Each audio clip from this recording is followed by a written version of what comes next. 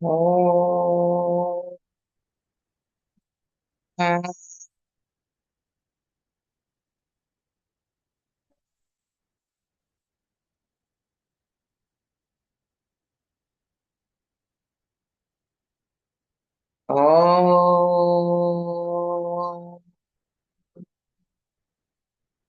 గురు బ్రహ్మా గురుర్విష్ణు గురుర్దేవో మహేశ్వర గురు సాక్షాత్ పరం బ్రహ్మ తస్మై శ్రీ గురవే నమః.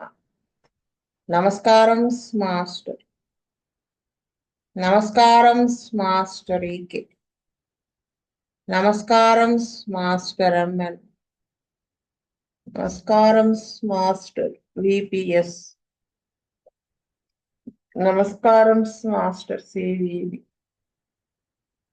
నమస్కారం మాస్టర్ సివివి. నమస్కారం master CVV to your lotus feet. Master CVV నమస్కారం టు యువర్ లోటస్ వాస్తవ.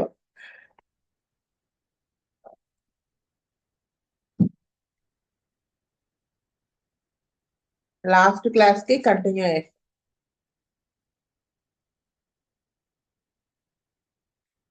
Once A bye was brought in for year egg during the teaching period. అంటే పళ్ళు వచ్చే టైంలో ఒక చిన్న బాబుని చెవి నొప్పిగా ఉందని తీసుకొచ్చారట.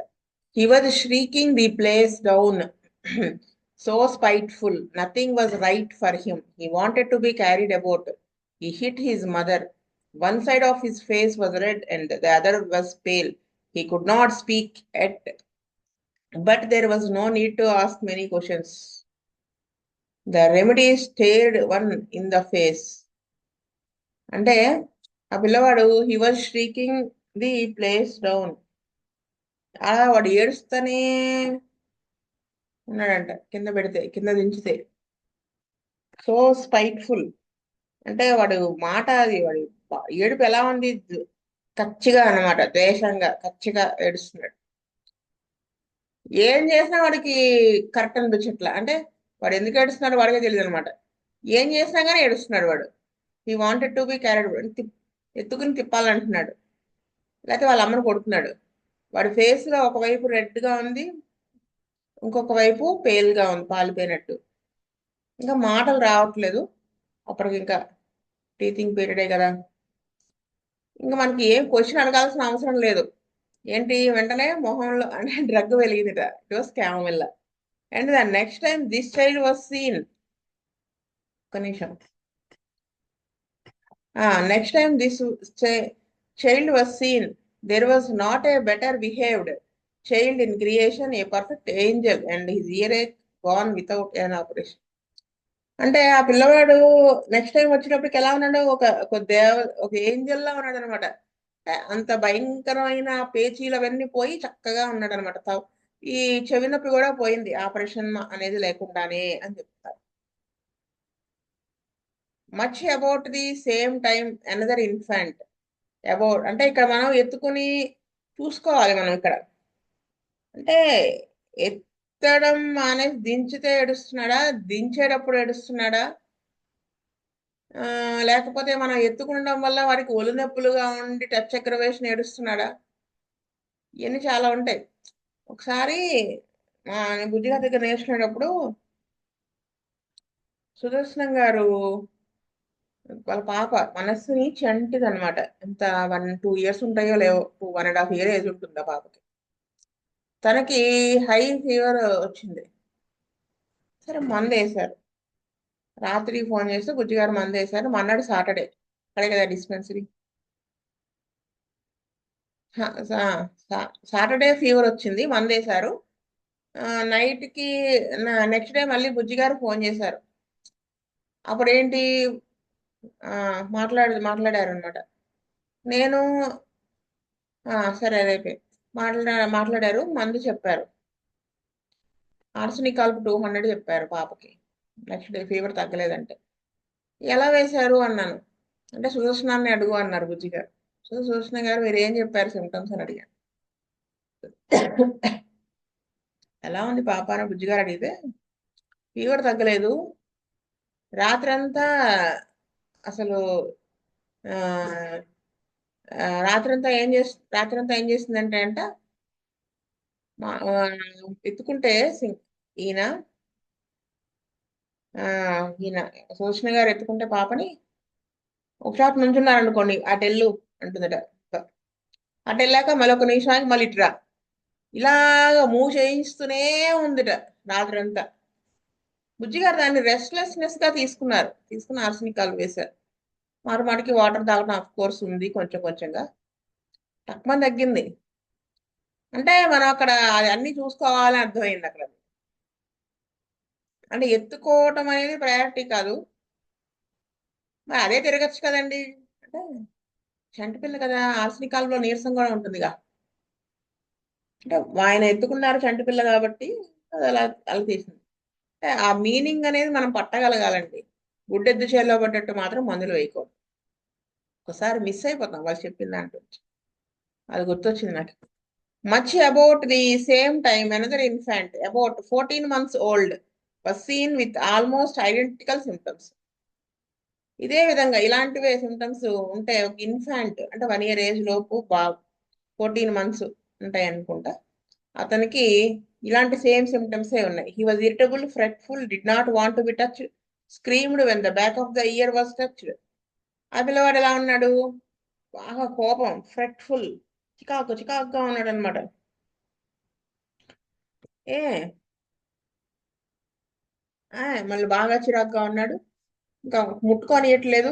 Screamed when the back of the ear was touched. చెవి వెనక బాగా ముట్టుకుంటే పెద్ద కేక పెడుతున్నాడు.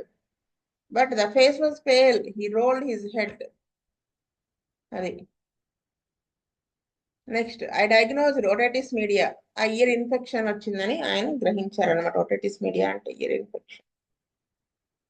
And examination with an ear speculum confirmed it.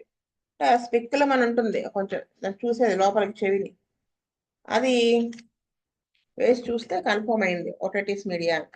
The remedy was cina. అంటే చిరాకు, ఆ పెంకితనం, పేచితనం. ఇన్ దిస్ కేస్, ఈ కేసు సినా పడుతుంది అని అనిపించింది అది. బట్ అన్ఫార్చునేట్లీ, అంటే ఇక్కడ చూడండి, ఈ అగ్రవేషన్ చూడండి, ఎవరి దగ్గరికి వెళ్ళకపోవడం. Was irritable, fretful, did not want to be touched, screamed.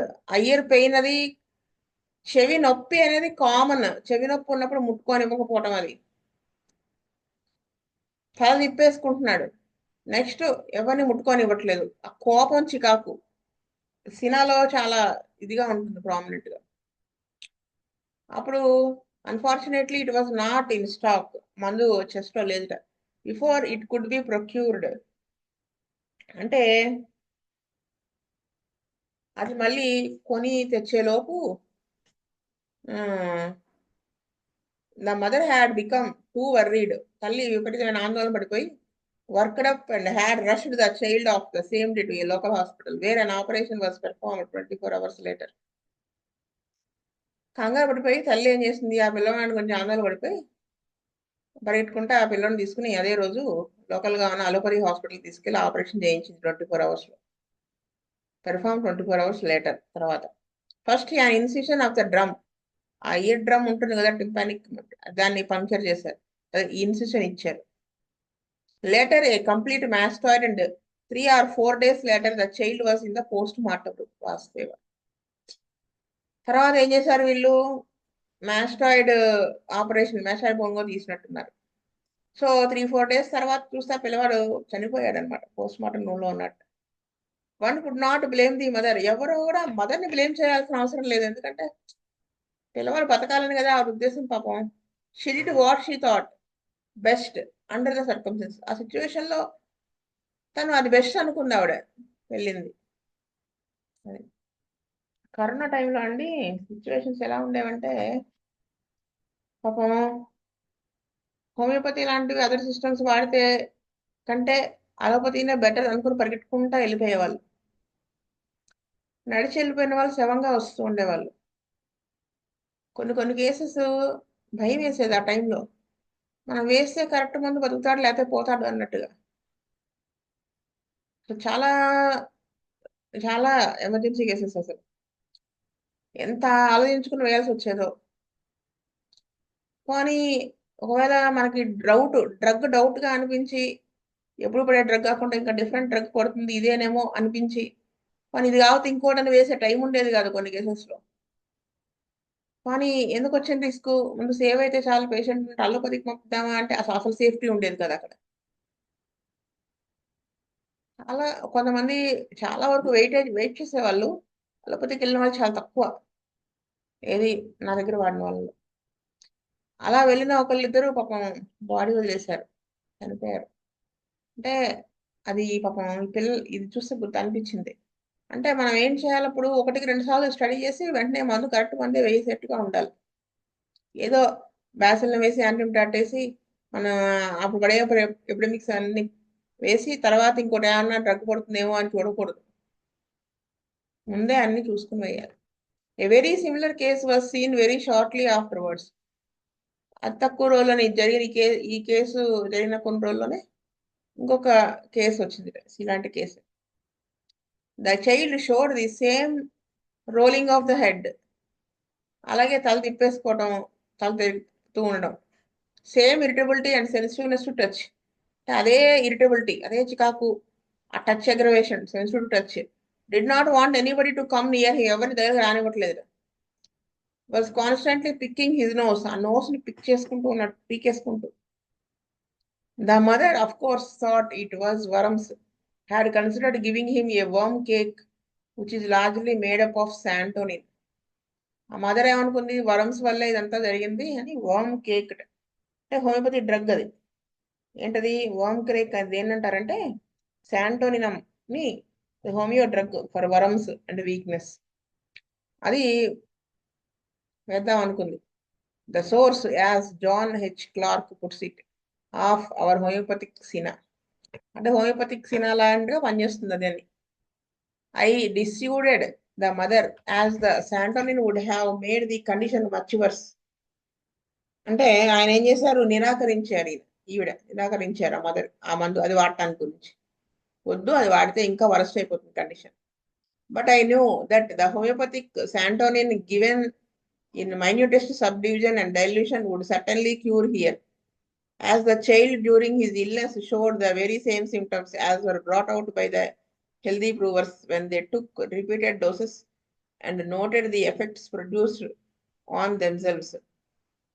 కానీ ఈ శాంటోనిన్ అనే డ్రగ్ హోమియోపతిక్ గా ఇస్తే ఖచ్చితంగా నాకు తెలుసు అసలు ఆ పిల్లవాడు ఆ జబ్బు నుంచి బయటపడతాడు, అవే సిమ్టమ్స్ ఉన్నాయి, హెల్దీ ప్రూవర్స్ చేసినటువంటి ప్రూవింగ్స్ లో వచ్చిన సిమ్టమ్స్ ఇప్పుడు పిల్లవాడు చెప్పే సిమ్టమ్స్ సిమిలర్ గానే ఉన్నాయి, అది వేసి తగ్గిపోతుందని తెలుసు.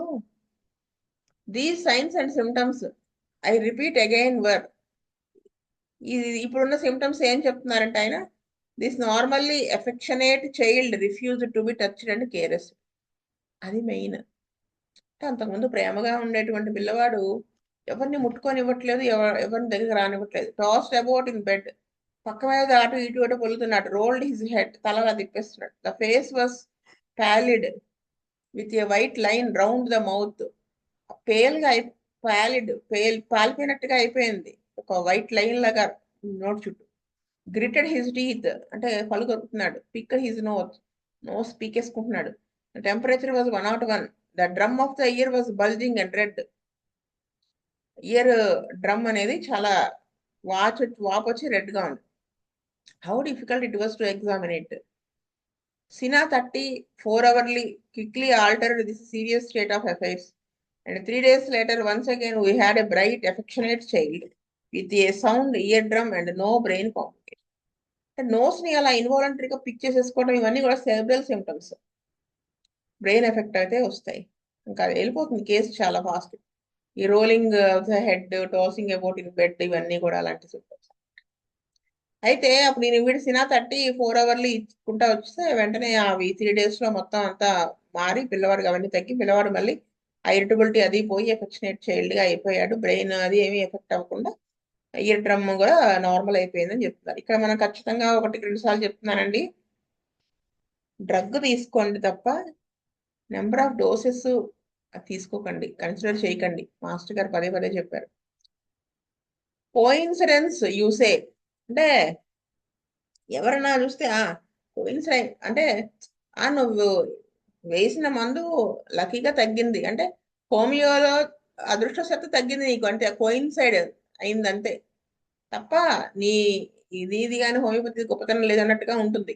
But if one gets case after case showing symptoms which a homeopathic doctor recognizes as being found under certain remedy, and when he applies that remedy and the particular pathological disease clears up immediately, surely a logical mind would ascribe the cure to the remedy, the medicine given, and not to some mythical coincidence. But some folks are difficult to convince and will wriggle out of any argument if it doesn't suit them to believe. ఇది ఎవరికన్నా ఇప్పుడు case ఒకటి వచ్చి symptoms అవి చూపించి తెలిసి note చేసుకుని homeopathy doctor ఒక డ్రగ్ ని సెలెక్ట్ చేసి అది అప్లై చేసినప్పుడు ఆ పెథలాజికల్ డిసీజ్ అంటే ఆ ఓటైటిస్ మీడియా ఐయరేక్ అనేది క్లియర్ అయిపోతే ఇమీడియట్ గా వెంటనే తగ్గిపోతే అప్పుడు ఏమో అనిపిస్తుంది మనకి అర్థమవుతుంది మన మైండ్కి లాజికల్ మైండ్కి ఈ మందు దీన్ని క్యూర్ చేసింది ఈ మందు వలన క్యూర్ అనేది సంభవించింది ఆ ఇచ్చిన మెడిసిన్ వల్ల అంతే తప్ప ఏదో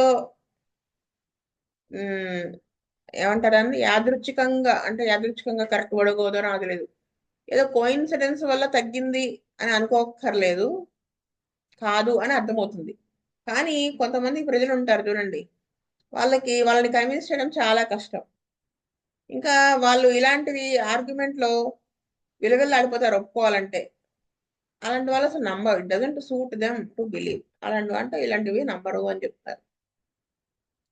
now still another case in a baby before I quote some cases of earache in adults. ఇంకో కేసు చిన్న బేబీది సంబంధించి ఒక కేసు ఉందట. దాని తర్వాత ఇవి పెద్దవాళ్ళకి వచ్చినటువంటి చెవి నొప్పుల గురించి చెప్తారనుకుంటా. అదే ఆవిడ చెప్తారు. In one way, children are difficult to treat as you have to depend entirely on your powers of observation. ఒక రకంగా చెప్పాలంటే పిల్లల్ని ట్రీట్ చేయడం చాలా కష్టం. ఎందుకంటే వాళ్ళు ఏం చెప్పలేరు మాటలు రాని వాళ్ళు. మన అబ్జర్వేషన్ మీదే అంతా ఆధారపడి ఉంటుంది. You cannot ask any questions as regards the nature. నెలల పిల్లలు వాళ్ళ నేచర్ గురించి కూడా పెద్దగా మనం క్వశ్చన్స్ వేయడానికి ఏమి ఉండదు. The seat and the character and direction of the pain, ఆ pain shooting type of stabbing type of pain ఇలాంటివి ఏమైనా అడగడానికి ఉండదు. మొడాలిటీస్ ఏమి అడగడానికి ఉండదు.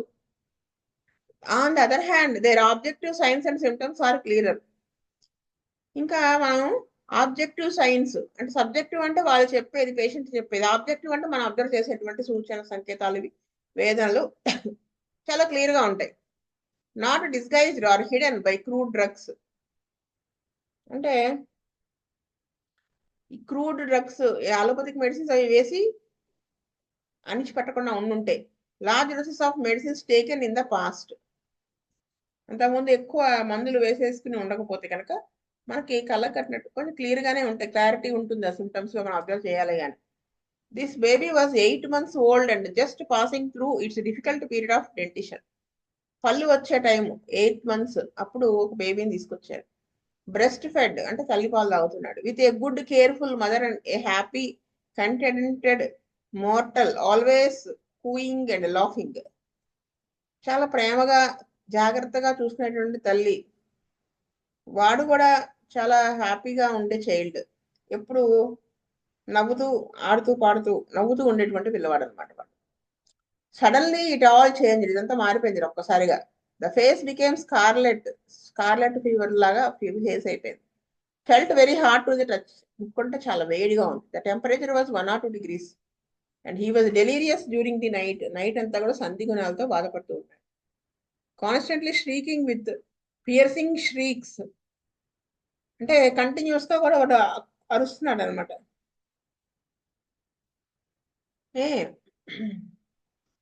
ఏదో గుచ్చుతున్నట్టుగా. Intensely throat was intensely red, గొంతంతా కూడా ఎర్రగా పూచిపోయింది. The left ear drum was red and bulging, ఆ లోపల ఉన్నటువంటి ఇయర్ డ్రమ్ కూడా ఎర్రగా అయిపోయి వాపు వచ్చింది. Did I incise its eardrum? అంటే అక్కడ మనం దానికి ఏమైనా గంటు పెట్టాలా ఇయర్ డ్రమ్ కి? I should have, according to recognized an orthodox teaching. Orthodox doctor ఇలా అడిగారు అనమాట. I depended on the homeopathic scalpel, which in the case was belladonna. కానీ ఈవిడ డిపెండ్ అయి ఉన్నారు హోమియోపతిక్ స్కాల్పెల్. స్కాల్పెల్ అంటే ఇన్సిషన్ ఇవ్వడానికి ఉపయోగిస్తారు, కట్ చేయడానికి చర్మాన్ని కానీ దాని స్కాల్పెల్ అంటారు. అలాంటిది హోమియోపతిలో ఈక్వల్ గా పనిచేస్తుంది బెల్డోనా. అలా ఆ బెల్డోనా అని యూజ్ చేసుకున్నారు ఈవిడ, దాన్ని నమ్మారు ఈవిడ. The district nurse was sent in to the watch the case and if necessary sent to the hospital. But again the single remedy conquered the foul disease. The temperature went down to 99 degrees the next morning and never went up again. The child recovered as quickly as it was taken down. District హాస్పిటల్కి సంబంధించిన ఒక nurse పంపబడింది ఈ కేసుని observe చేయమని, అవసరమైతే hospital తీసుకొచ్చేయమని, సీరియస్గా ఉంది కదా పేవి. అయితే ఈ ఒక్క మందు వేసేటప్పటికి అంత అంత పెద్ద జబ్బు కూడా మాయమైపోయింది. టెంపరేచర్ 99కి వస్తుంది. నెక్స్ట్ మార్నింగ్కి అసలు అంతా క్లియర్ అయిపోయి పిల్లవాడు చాలా ఊహించిన విధంగా వాడు చాలా జబ్బు పడిన పిల్లవాడులానే లేడట. In the early days of practice in cases of this nature, earache with red, congested drums and tenderness over the mastoid, I frequently went to a case with fear and trembling on the second visit, gas bag and ear instruments, fine scalpels, etc. All at hand in case of need, but it was never necessary. Practice పెట్టిన కొత్తలో ఈ cases ఇలాంటివి చెవి నొప్పి అంటే ఆ ear drum అంతా infect అయిపోయి బాగా కంజెషన్ వచ్చి ఎర్రగా ఉన్నట్టు అసలు టచ్ చేస్తేనే చాలా పెయిన్ గా ఉన్నటువంటి ఇది మ్యాస్టాయిడ్ బోన్, అలా ఉన్నటువంటి కేసులు వచ్చినప్పుడు ఈవిడికి చాలా భయం. వాళ్ళు రెండోసారి వస్తుంటే వణుకొచ్చేస్తుంది, అంటే ఎలా ఉన్నాడో ఏంటో అని. ఇంకా ఆవిడ ఇంకా అవసరమైతే ఆపరేషన్ చేసేద్దాం, ఇన్సిషన్ ఇద్దామని అవన్నీ ఇన్స్ట్రుమెంట్స్ రెడీగా పెట్టుకునే వాళ్ళట, అవసరమైతే చేద్దాం. కానీ ఎప్పుడు అవసరం రాలేదని చెప్తున్నారు. I never had to do this small, delicate operation which every practitioner should be able to do, as textbooks tell you, to prevent the more serious extension of the disease into the mastoid cavity, which may mean more trouble and months of discharging ears, deafness and perhaps death.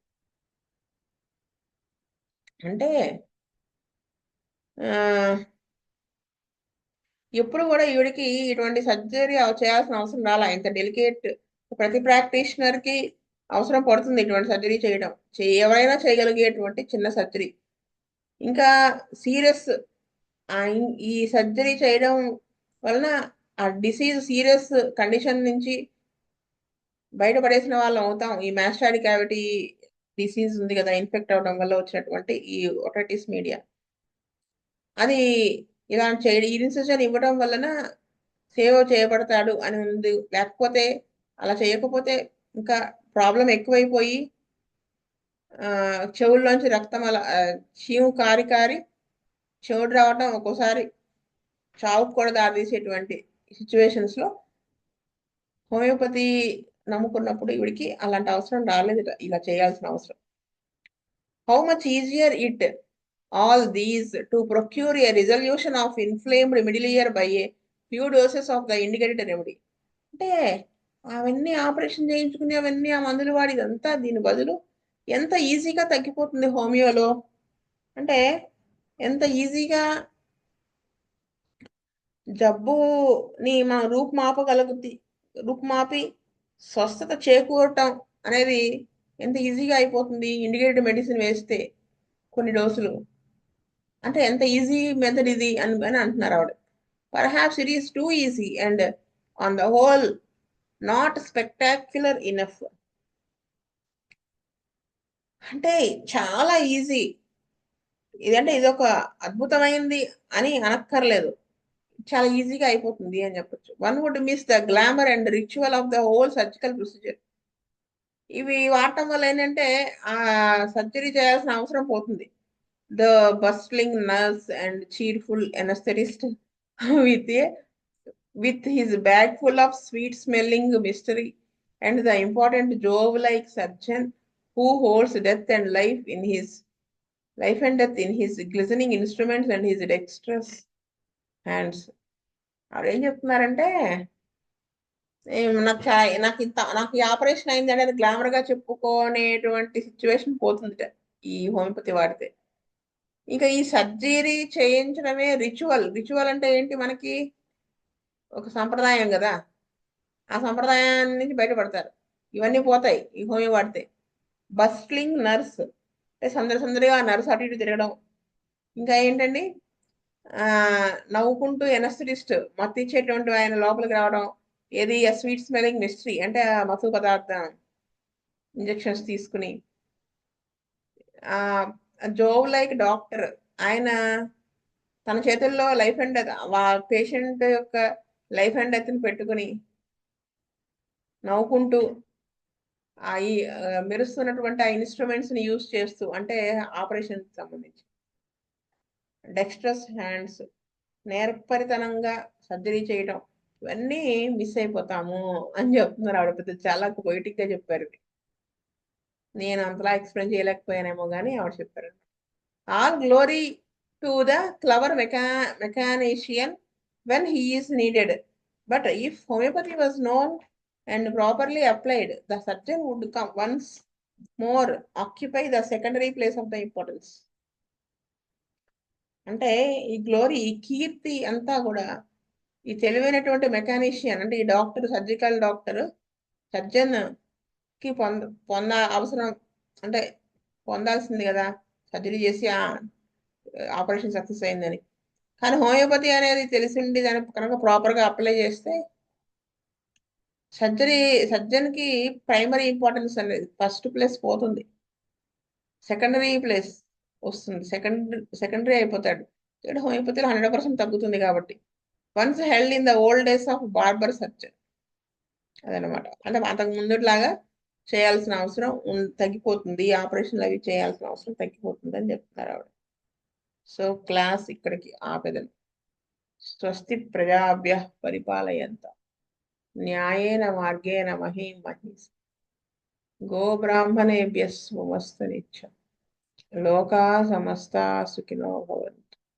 లోకా సమస్తా సుఖినో భవంతు. లోకా సమస్తా సుఖినో భవంతు. ఓం శాంతి శాంతి శాంతి. వాసుదేవ వాసుదేవ వాసు